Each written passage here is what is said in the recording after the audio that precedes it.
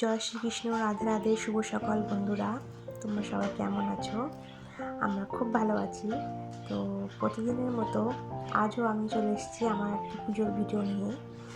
তো আজ ছিল সোমবার বাবা মহাদেবের পুজো। তো আমি সেটারই একটি ছোট্ট ভিডিও তোমাদের সাথে শেয়ার করব যে আমি কীভাবে আজ আমার শিব মহাদেবের পুজো করেছি। তো প্রথমে যে শুকনো ফুলগুলো ছিল সেগুলো আমি সরিয়ে নিচ্ছি। সরিয়ে নিয়ে তারপর আমি আমার শিব ঠাকুরকে চন্দন মাখাচ্ছি। দেখো, তারপর ঘি দিলাম। ঘি দিয়ে একটু ভালো করে পরিষ্কার করে দিচ্ছি বাবা শিবকে। নন্দী মহারাজ, আমাদেরও নন্দী মহারাজ আছে, তো তাদেরকেও আমি একটু ভালো করে ঘি মাখিয়ে পরিষ্কার করলাম। এবারে আমি একটু দই নিয়েছিলাম, দই দিয়ে ভালো করে পরিষ্কার করে নিচ্ছি। দেখো,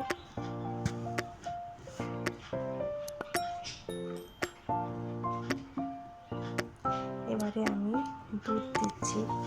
দুধ দিয়ে শিবকে অভিষেক করছি।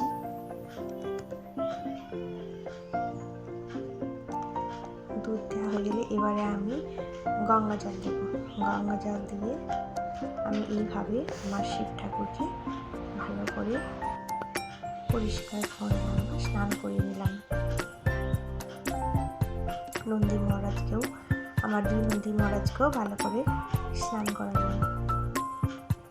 এবারে আমি ভালো করে পরিষ্কার করে মুছে, যেখানে আমার যে পাথরের থালার উপর আমার শিব ঠাকুর থাকে সেখানে তাকে বসিয়ে তাকে সুন্দর করে আস্তে আস্তে সাজিয়ে দেব।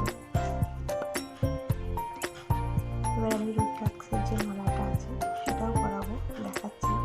আগে আমি নন্দী মহারাজদের বসিয়ে দিই। এই যে আমার রুদ্রাক্ষের মালাটা,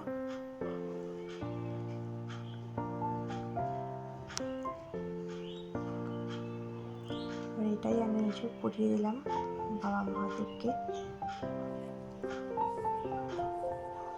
এবারে আমি যে আকন্দের ফুলটা আজকে নিয়ে এসেছি সেটা পরিয়ে দিচ্ছি। আজ ছিল সাদা আকন্দের মালা। ভালো করে পরিয়ে দিলাম। এবারে একটু বেলপাতা এবং গাঁদা দিয়ে ওম নমঃ শিবায় করে আমার শিব ঠাকুরকে ফুল দিলাম। নন্দী মহারাজকেও একটু ফুল দিলাম।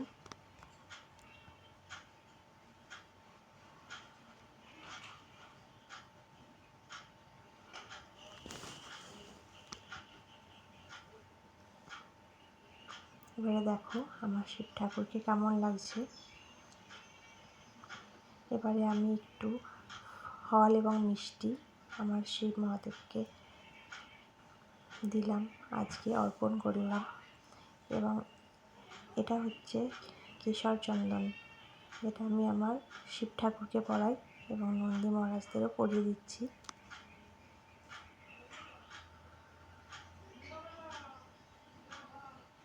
এবারে আমি একটু ধূপ দিয়ে আরতি করে নিচ্ছি শিব ঠাকুরকে।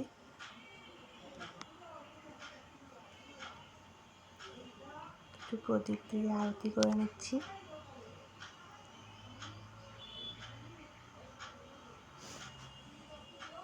তো এই হচ্ছে আমার শিব ঠাকুর। এইভাবেই আজকে আমি আমার পুজোটি সম্পন্ন করলাম। তো অবশ্যই জানাবে তোমাদের কেমন লাগলো। ধন্যবাদ।